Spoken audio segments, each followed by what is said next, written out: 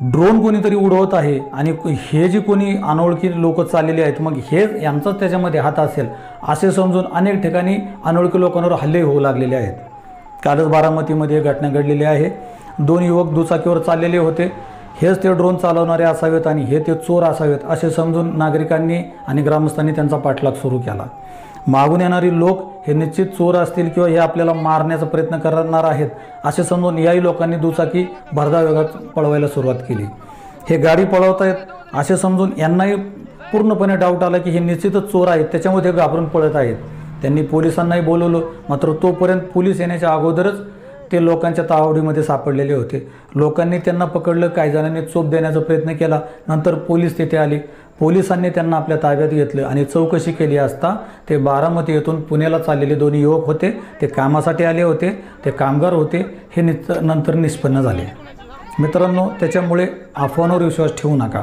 आपण जे आता हा व्हिडिओ पाहत आहात हाही त्याच रात्री घडलेला हा किस्सा आहे की कुठलीही शहानिशा न करता काहीही माहिती न घेता अक्षरशः हेच ते चोर आहेत असे समजून लोकांनी त्यांचे व्हिडिओ बनवले आणि सोशल मीडियावर टाकलेले आहेत।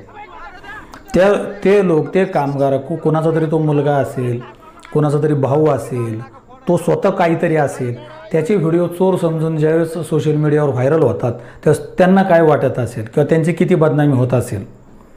लोक तर हे समजणार की अरे हे चोर होते आणि यांनी ते चोरी केली होती, नागरिकांनी पकडलं होतं किंवा पोलिसांनी यांना ताब्यात घेतलं होतं। असे किस्से सर्रास घडू लागले आहेत। कृपा करून असे काही करू नका।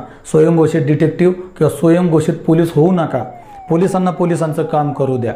तुम्ही लक्ष ठेवा, निश्चितच जागरूक राहा, मात्र इतकेही आंधळे होऊ नका की अक्षरशः येणाऱ्या जाणाऱ्या लोकांवरही तुम्ही संशयाने त्यांच्याकडे पाहाल आणि त्यांच्या अंगावर पळाले म्हणून मग हे चोरच आहेत आणि हे मग का पळत आहेत हे पाहून मग तुम्ही त्यांच्यावर कुठेतरी हल्ला कराल आणि त्यांना कुठेतरी मारहाण कराल।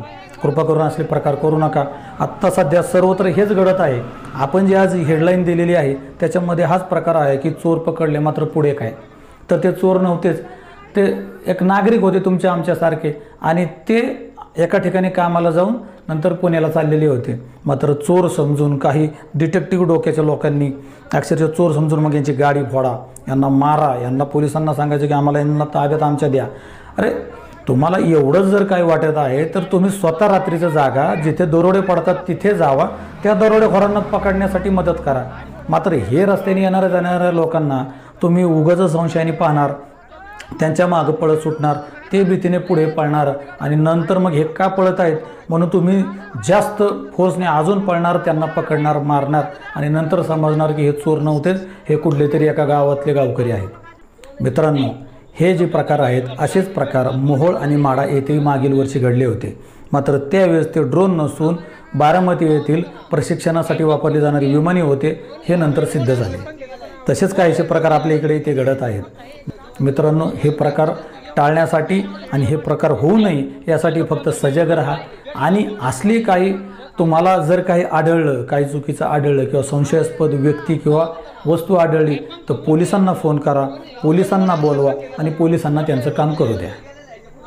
सहकारनामासाठी अब्बास शेख, पुणे।